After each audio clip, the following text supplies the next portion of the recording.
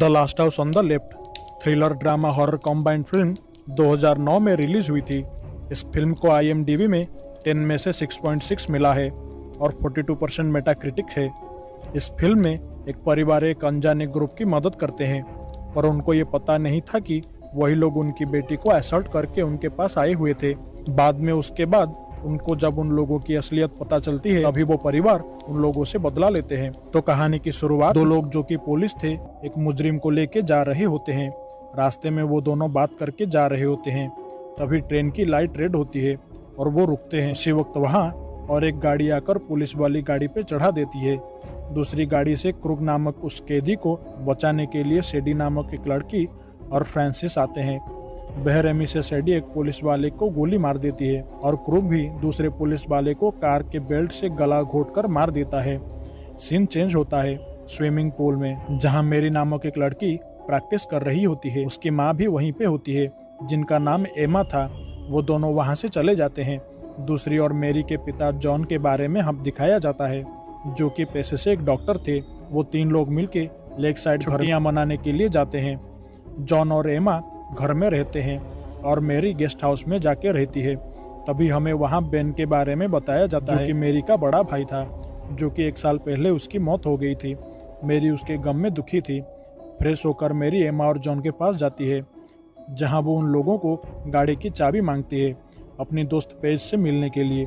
John उसे गाड़ी की चाबियाँ दे देता है। गाड़ी की चाबी लेके मेरी वहाँ से अपने दोस्त के यहाँ चली जाती है।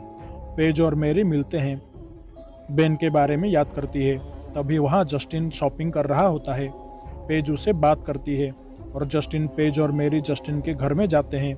मेरी घर के बाहर रुकती है। पेज और जस्टिन नशा करने लगते हैं। मेरी बाहर बहुत वेट करती है। बाद में वो भी अंदर चली जाती है। पेज और जस्टिन नशा कर रहे होते हैं। पेज मेरी को नशा करने के लिए देती है। बाद में वो और मेरी जस्टिन का मेकओवर करने लगते हैं। तभी वहाँ क्रूग, सेडी और फ्रांसिस आ जाते हैं। उन तीनों को देखकर जस्टिन, मेरी, पेज डर जाते हैं। क्रूग कहता है कि जस्टिन के वजह से मेरी और पेज उनके लिए खतरा बन गई है, इसलिए उन दोनों का मुंह बंद करना होगा। तभी वहां से पेज भागने लगती है। फ्रांसिस उसे पकड़ लेता है और जमीन पर पटक देता है। क्रूग आदि सभी मिलके गाड़ी में उसी जंगल के रास्ते जाते हैं। मेरी दिमाग लगाती है और घर की ओर ले जाने के लिए रास्ता दिखाती है। रास्ते में फिर से मेरी और पेज भागने लगते हैं, पर मेरी नहीं भाग पाती और पेज भागती है और पकड़ी जाती है। क्रूग उसे मार देता है और मेरी को भी असॉल्ट करता है। मेरी नहाने के बहाने लेक में जाती है और भागने लगती है। क्रूग और बाकी फायर करते हैं, पर मेरी को एक गोली लगती है और वो वहाँ बेहोश हो जाती है। रात हो गई थी। ये सब जॉन और एमा के घर पे जाते हैं रहने के लिए। जॉन फ्रांसिस को इलाज करता है।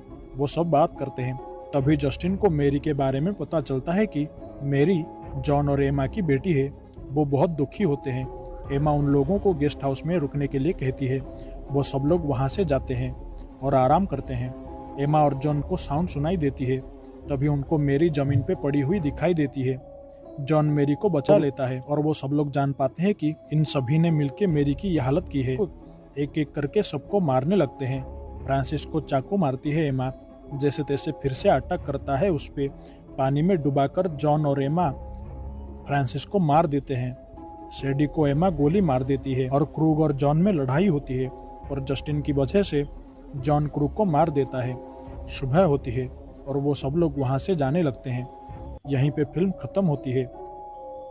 इस फिल्म में हमें रिवेंज से ज्यादा अपनों के लिए किसी हद तक पिता माता गुजर जाते हैं, इसके बारे में हिंट दिया गया है। फिल्म अच्छी है, एक बार देखने में कोई बुराई नहीं है।